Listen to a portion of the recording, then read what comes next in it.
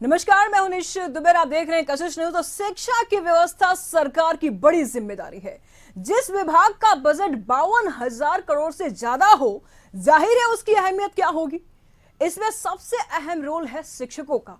लेकिन पिछले कुछ दिनों से शिक्षक पढ़ाई की जगह स्कूल की टाइमिंग में उलझे हुए हैं। निशाने पर हैं शिक्षा विभाग के अपर मुख्य सचिव के पाठक। अब सीएम ने सब कुछ साफ कर दिया। समय से परेशानी क्यों है, सवाल तो पूछेंगे, लेकिन पहले देखिए विधानसभा में सरकार ने क्या कहा। स्कूलों के समय पर विधानसभा में संग्राम। ऐसे अधिकारी जो किसी का धंधा इधर उधर नहीं सुनता है और उसी के खिलाफ एक्शन लेते, बहुत गलत बात है। सीएम ने बताया 15 मिनट वाला फॉर्मूला। टीचर को 15 मिनट पहले आ जाना चाहिए, यही तरीका है। तय हो गया समय, सरकार का फैसला फाइनल। शिक्षकों को मात्र 15 मिनट पहले 9:45 तक विद्यालय पहुंचना होगा और सुबह सुनते ही नहीं आप लोग। और मुख्यमंत्री जी ने सदन में घोषणा कर दी है, मतलब वो सरकार का फैसला है, वही लागू होगा। शिक्षा व्यवस्था बेहतर तो क्या परेशानी।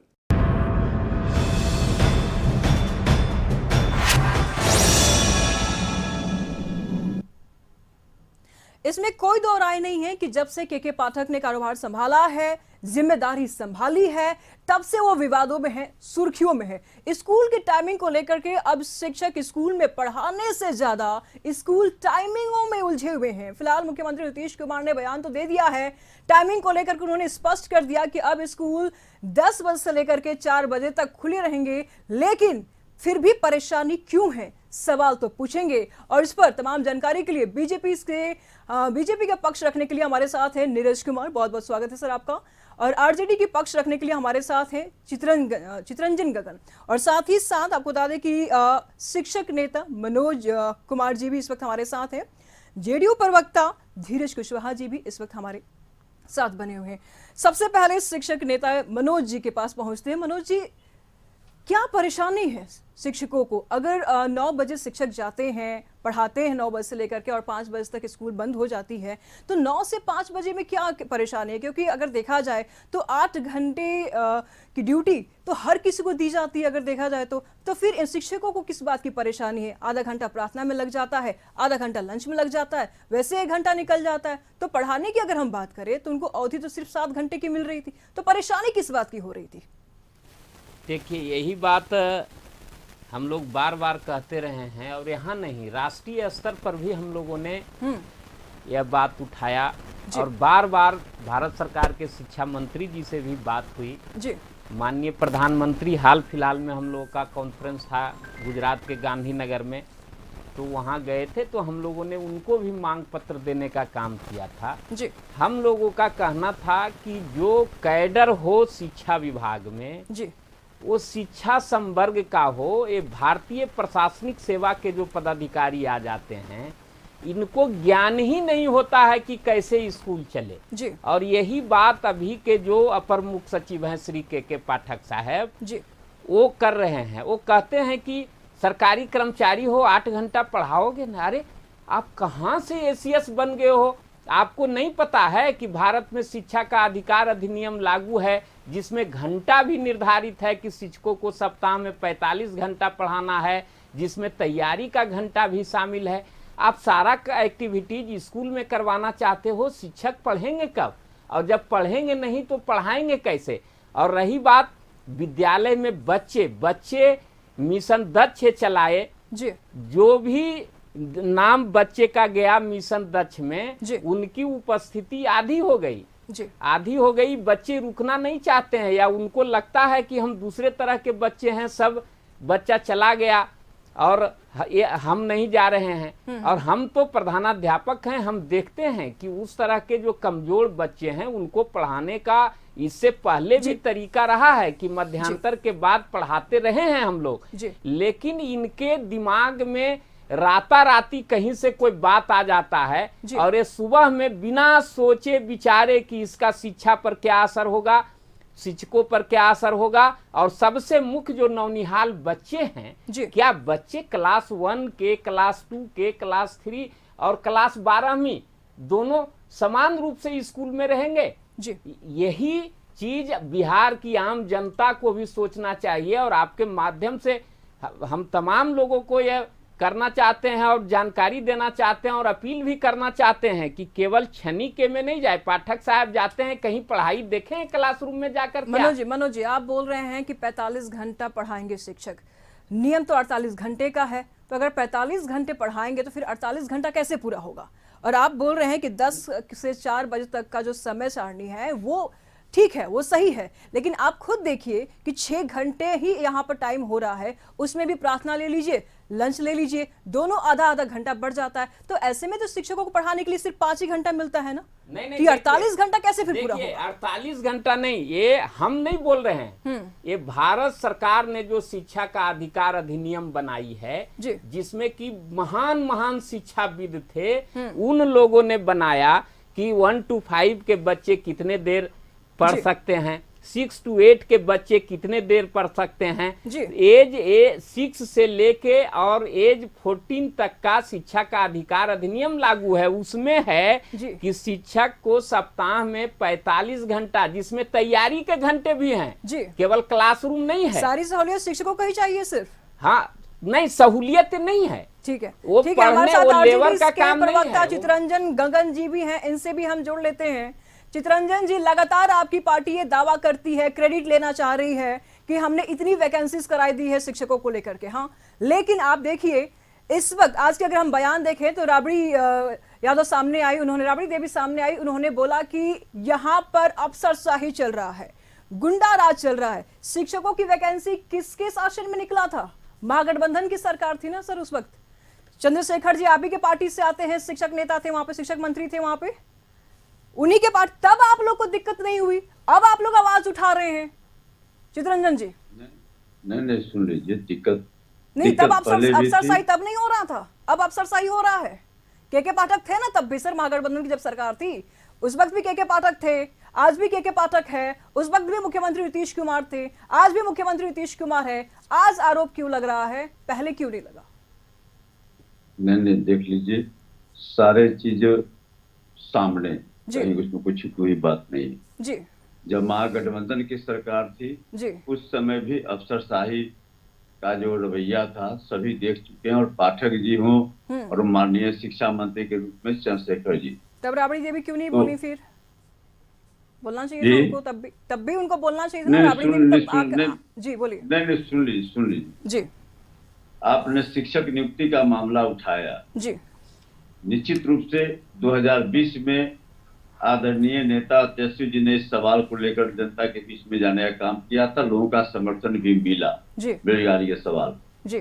तो हमारे सामने प्राथमिकता थी कि भाई जो विद्यालयों में शिक्षकों की कमी है, जिस ढंग से आपने हर पंचायत के मध्य विद्यालय को उच्च माध्यमिक विद्यालय में उत्क्रमित कर दिए, प्राथमिक विद्यालय को माध्यमिक विद्यालय में उत्क्रमित कर दिए, लेकिन शिक्षकों की भारी कमी थी। तो इसलिए, और दूसरी तरफ जो है बेरोजगार नौजवान सड़क पर भटक रहे थे, तो हमारे लिए वह प्राथमिकता थी। इसलिए बहुत सी बातों से समझौता करना पड़ा निश्चित रूप से। चूंकि सरकार में थे तो सरकार की जो एक मर्यादा होती है उसका पालन करते हुए बहुत सी बातें जिसका हम लोगों ने अंदर महागठबंधन की जो सरकार थी उसके अंदर हम लोगों ने विरोध भी किया, माननीय मुख्यमंत्री से बार बार हम लोगों ने आग्रह किया, लेकिन इन लोगों की तो मंशा साफ थी, चाहते नहीं थे कि शिक्षकों की नियुक्ति हो। उसमें जो है तो माननीय मुख्यमंत्री जी का और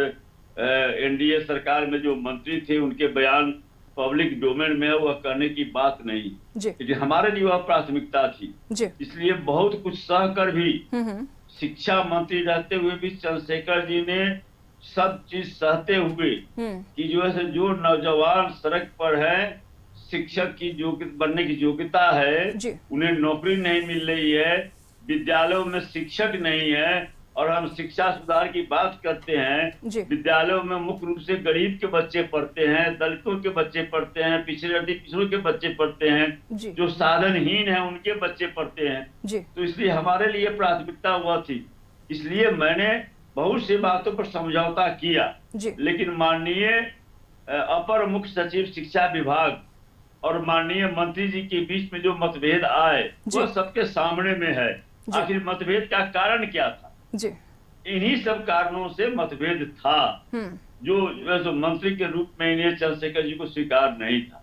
लेकिन आश्चर्य की बात तब है कि जो है सो आज उस समय जो लोग विपक्ष में थे, भाजपा के लोग, जी। और वे लोग जो उस समय सवाल उठाया करते थे, जी। आज सरकार में हैं। जी। आज जो है सो जो लोग यही अपर मुख्य सचिव के बारे में बोला करते थे, जी। आज जो है सो अब देख लीजिए, इससे भी कुछ हद होगा कि कल माननीय मुख्यमंत्री जी कहे कि हमको जानकारी नहीं दी गई। भाई आपके सामने, आप मुख्यमंत्री हैं, आपके सामने सब चीजें हैं, और पार्लियामेंट असेंबली के अंदर उन्होंने घोषणा किया कि अब 10 बजे से 4 बजे तक स्कूल में कक्षाएं चलेगी। और उसके बाद माननीय मुख्यमंत्री जी के विधानसभा में वक्तव्य देने के बाद, विधानसभा में अगर सरकार बोलती है, मंत्री बोलती है, मुख्यमंत्री बोलती है, वह सरकार का आदेश माना जाता है। जी। उसके बाद जो सर्कुलर निकला शिक्षा विभाग के द्वारा, जी। तो कहीं न कहीं घुमा फिरा कर उसी ढंग से, जैसे कि शिक्षकों को प्रताड़ित करने के लिए, शिक्षकों को से पता नहीं कौन सा बदला लेना है, जी। जिस ढंग से उसके बाद सर्कुलर निकाला गया, जी। और पक्ष विपक्ष सारे लोग आज कर रहे हैं। क्या बात है ना चित्ररंजन जी, जब महागठबंधन की सरकार थी उस वक्त शिक्षक प्रताड़ित नहीं हो रहे थे। हाँ, आरजेडी की तरफ से कोई नहीं बोल रहा था कि शिक्षक प्रताड़ित हो रहा है, और आज एनडीए की सरकार होते ही शिक्षक प्रताड़ित होने लगे। नहीं, मैंने पहले आपको स्पष्ट कर दिया कि आखिर शिक्षा मंत्री जी और अपर, ठीक है, आपका स्पष्टीकरण भी सुनेंगे। स्कूल टाइमिंग को लेकर के बिहार में संग्राम छिड़ा हुआ है, और इस पर तमाम जानकारी के लिए इस वक्त चित्ररंजन गगन जी हमारे साथ जुड़े हुए हैं, आरजेडी प्रवक्ता, उनसे हम बातचीत कर रहे थे। आप स्पष्टीकरण दे रहे थे, दीजिए प्लीज।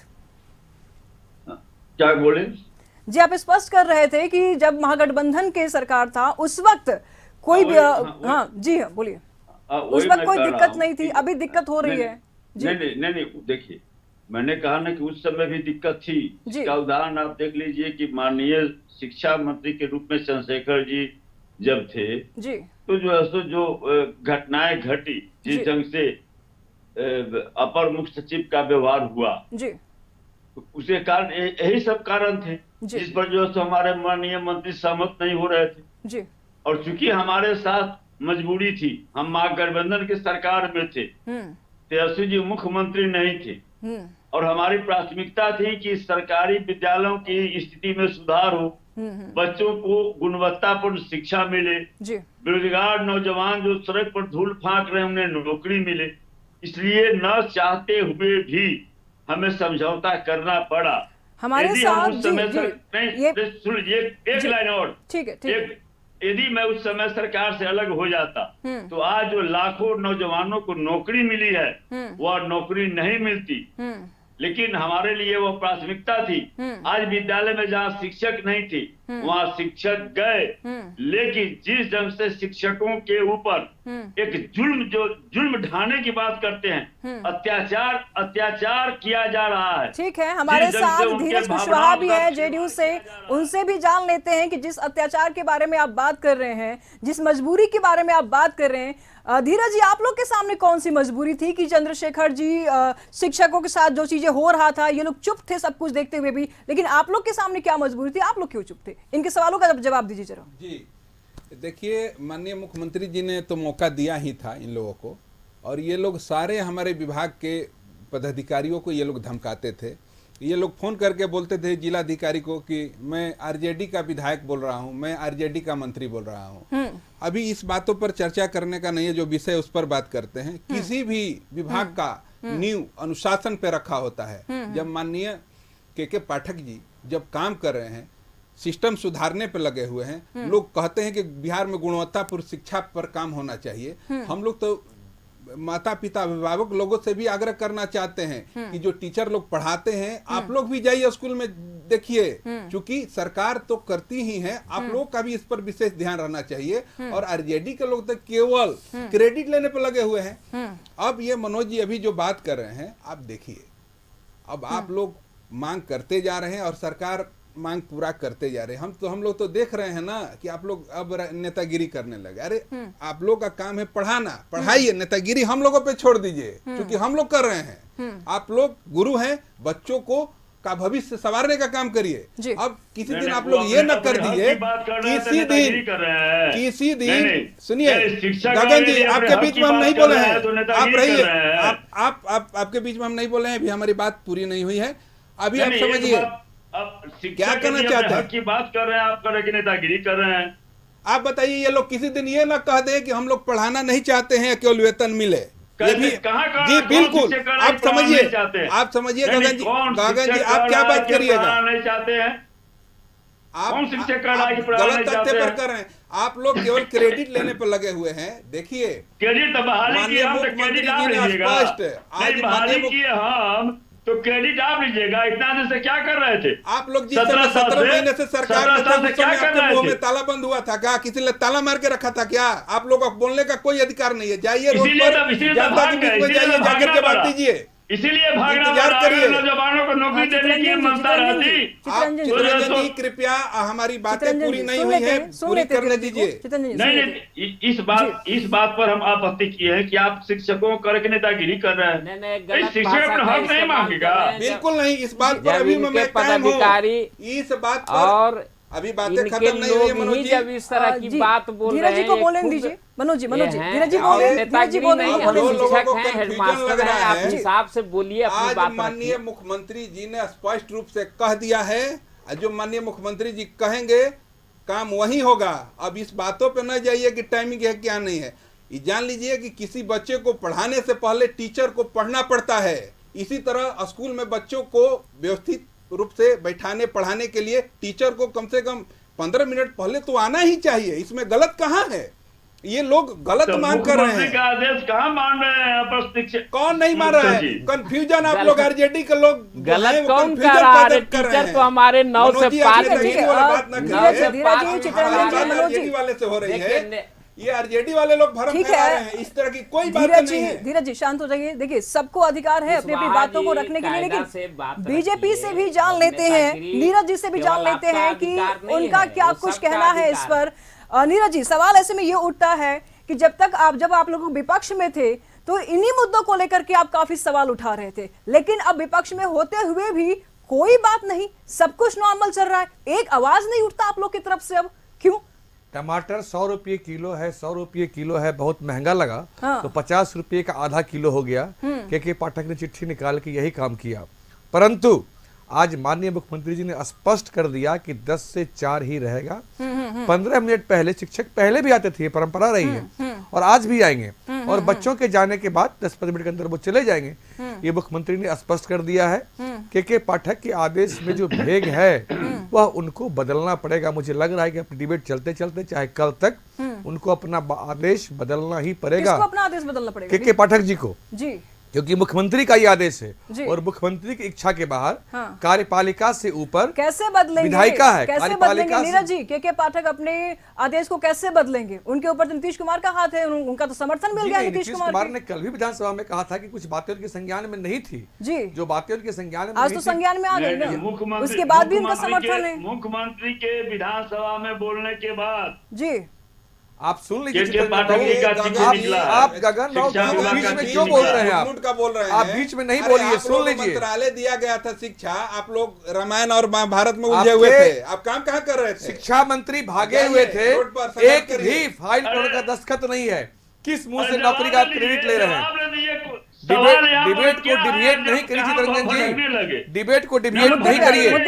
मुद्दे पे और देखिए, जब से ये एनडीए की सरकार साहब, जब से ये एनडीए की सरकार बनी है, यहाँ पर फिर से अभी कुछ दिन ही हुए हैं, 3-4 मांगे तो इनकी मांग ली गई। एक सीबीटी कंप्यूटर बेस्ड टेस्ट, उसमें अब 2 ऑफलाइन एग्जाम की व्यवस्था भी कर दी गई। यह तय कर दिया गया कि शिक्षकों की नौकरी नहीं जाएगी। यह भी तय कर दिया गया कि जो महिलाएं नियोजित शिक्षक हैं उनको भी राज्यकर्मी की तरह 730 दिन का मातृत्व अवकाश और बच्चे पालने के लिए उनको अवकाश दिया जाएगा। इतनी सुविधाएं जो उनकी मांगे थी लगातार पूरी की जा रही हैं। और भी कुछ इनकी जो मांगे हैं, एक चेक ट्रांसफर की मांगे हैं। शिक्षा मंत्री का इस पर बयान भी आया है और शिक्षक लोग माननीय हमारी डिप्टी सीएम श्री सम्राट चौधरी जी से मिले थे।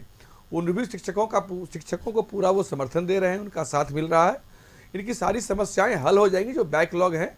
ठीक है, कुछ बैकलॉग सरकार में आए नोटिस लेता है वो पदाधिकारी कोई नोटिस लेता है आपके मंत्री का। अरे आप शांत रहिए ना, क्या कुछ भी बोलते नहीं, जवाब तो देना पड़ेगा। आप नीरज जी जवाब भाषा में हमको जवाब देने की जवाब दीजिए। वो कह रहे हैं कि अधिकारी कोई नोटिस लेता है, लेकिन सवाल ऐसे में ये भी उठ रहा है चितरंजन जी गड़बड़ करते हैं, अधिकारी के क्या विसात है? जब माननीय मुख्यमंत्री जी ने कहा दिया था अधिकारी की औकात क्या है, फिर क्या बात कर रहे हैं? यही सवाल जब आप उठा रहे हैं कि अधिकारी बात नहीं सुनते हैं, यही अधिकारी तो महागठबंधन में भी थे, उस वक्त भी तो सेम सीएम थे, उस वक्त क्या बात सुन लेते थे और अभी बात नहीं सुन रहे हैं? नहीं, मैंने कहा कि और भी ज्यादा जी स्थिति में बेहतर होता, लेकिन अफसरशाही इतना ज्यादा हावी है। अभी कह रहे हैं जनता दल विधानसभा से विधान परिषद हो, चाहे टीवी का डिबेट हो, हर जगह यही रहता है कि सकारात्मक चर्चा को समय का अभाव है और हम आपको यहीं पे समय का अभाव है। टीवी का डिबेट हो, हर जगह आप चर्चा को खराब नीरज जी माननीय मुख्यमंत्री जी 17-18 सालों से बिहार को धीरज जी समय के अभाव है, चर्चा जारी रहेगा लगातार। आप लोग हमारे साथ स्टूडियो में आए, अपनी बातों को रखा आपने, उसके लिए बहुत बहुत धन्यवाद। फिलहाल इस खास पेशकश में इतना ही। आगे के अपडेट्स के लिए बने रहिए कशिश न्यूज के साथ। नमस्कार।